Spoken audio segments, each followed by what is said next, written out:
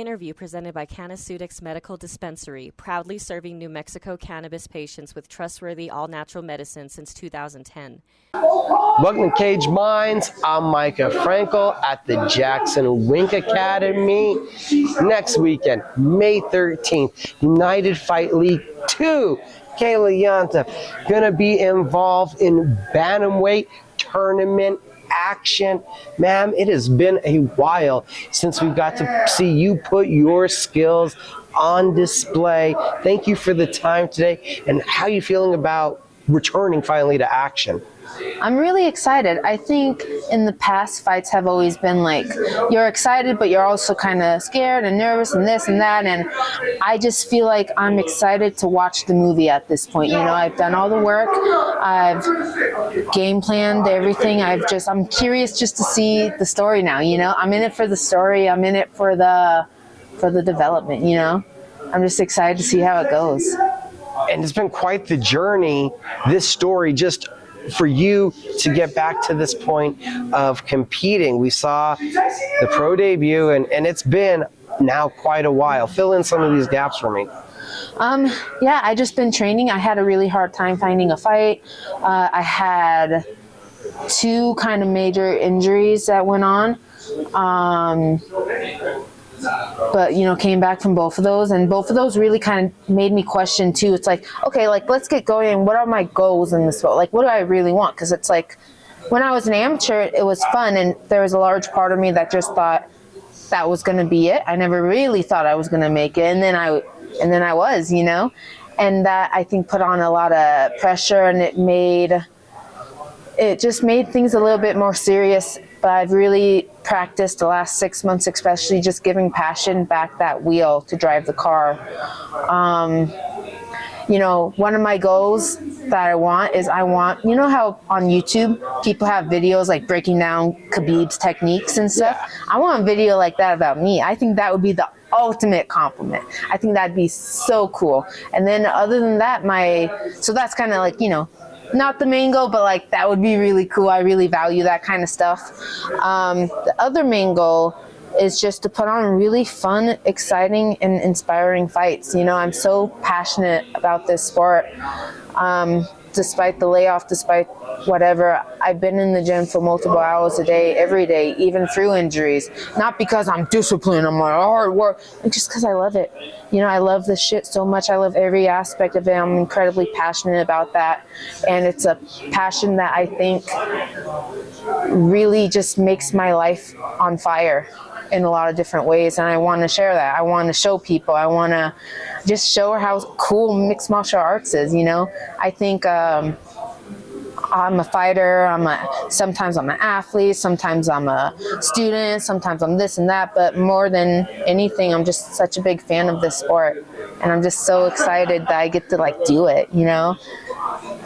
A moment ago, I swear at the beginning of what you said there was a point where you almost had to find the love again for the sport, or your reason for doing this. And that surprises me, because even when I run into you at Sprouts, we're talking about martial arts. And yes, that really has happened once. So I couldn't see Kayla not just being engulfed in this, because every time I see you, you're training, you're talking, you're thinking about martial arts. So there was really a hurdle to get over to find that passion again? I think that training and being in martial arts is a little bit different than being a fighter, right? I think that my thing with fighting has always been that it is really scary to put yourself out there. I think that, you know, obviously just like a little background of me, you know, I used to weigh like 400 pounds. I come from, you know, kind of abuse-ridden backstory or whatever you want to call that, right? And one of my big fears have always been the person who really doesn't belong, but is like trying to do a cartwheel. Like, you ever gone to a park and you just see somebody who's like really out of shape and they're like trying to do a cartwheel on the grass or something? Or like a really big person goes to the gym and they're like trying and they get laughed at, you know? I think that's always been a fear of mine that's been amplified. I think too that, you know, there's nasty parts of this sport. There's people who will take advantage, this and that, and kind of just toxic areas of the sport. And I think that really drained me. I've always loved martial arts. just can't not, you know. But I don't think I've always loved being a fighter. And, you know, I think that the biggest thing for me there was really sitting down with myself and being like, what are your priorities? I don't want to get judged or this or that, all that stuff. I have a lot of social anxiety that I've really overcame so much throughout this sport. It's like the better I get at this sport, the better woman I become. My priorities is doing what I want, you know, doing what makes my soul on fire, doing what I'm passionate about, and I am passionate about fighting.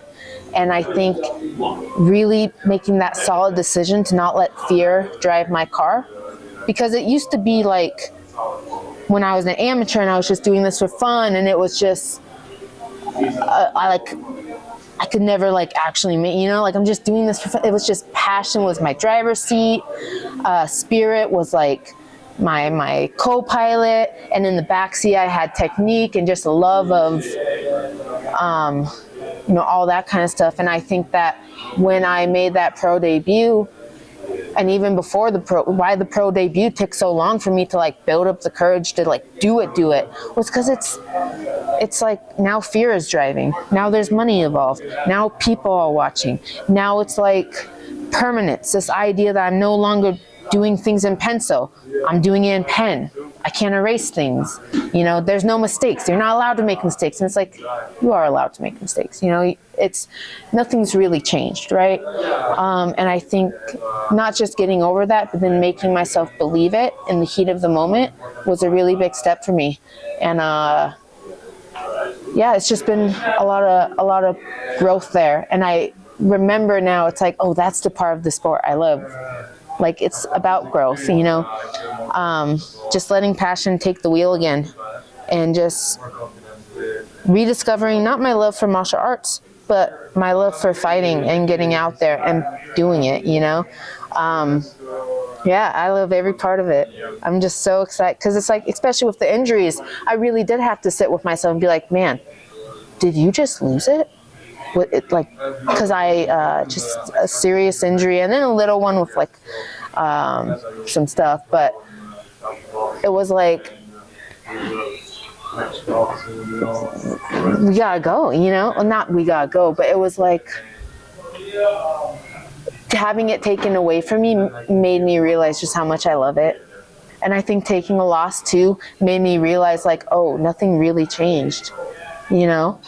Yeah, and it really just made me, like, at the end of the day, I'm doing this for me and me alone, and just keeping that in my mind and keeping that as my priority, and has really helped a lot. And I'm really excited just to get in there and not have it from an egoistic place if I want to show people, but from a place of love and passion, like, look at how cool this shit is.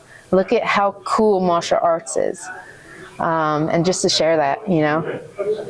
May 13th, United Fight League 2. You step in the cage for the first time as a bantamweight, the first time in a long time, taking on Veronika Smolkova. How do you approach the first bantamweight fight, the return, and the adversary? I think Veronika's freaking awesome. I saw her last fight, and she's just, and a lot of her fights, right? But she's just super game, you know? And I can't afford to lose my discipline when it comes to things like my stance and my hands up and this and that. But especially in the third round of her last fight, I'm like, fuck, like I forget sometimes that I'm watching film, and I'm like just enjoying it, you know? Just, she has a lot of heart out there, and she has the technique to match it, and I can't imagine how much better she's gotten. So I'm just really excited about it and really curious about it. And as far as the weight cut goes too, I stopped seeing it as like a thing. It's just a means to an end. You know what I mean? The weight cut's a means to an end. Like, I stopped looking at cardio, because a big thing with my fear is I used to just try to out IQ myself on it. You know what I mean? Like, okay, I'm scared. Let me out IQ myself, because let me like do this run, and then if I hit this number, I'll do this, and if I do this in training, and it's like I'll have great rounds here, then I'll have, you know. And it's like, no, you can't IQ yourself out of this. You just have to feel it and enjoy it and just be in touch with it. And I feel like I've gotten that, and I'm really excited. You know, weight cuts just a means to an end to get to that kind of, and fighting, you know, in general, it's just a means to an end. So I'm just excited to see what that story brings me, you know, what that end brings me, because I just know it's going to be good. I'm ready to have fun and just make some good memories and just have adventures, you know. I hear so many stories from my coaches and my teammates about all their adventures when they go fighting, and it sounds like just the best thing, you know. It's like, this is really the first time I'm stepping into the cage with nothing but just like a grateful heart. Just, I'm happy to be there. I'm just happy to be there. I just want to watch the movie, you know? Stop trying to be the main character and just watch the goddamn movie and enjoy myself. But yeah, I guess that's my approach, if that answered the question.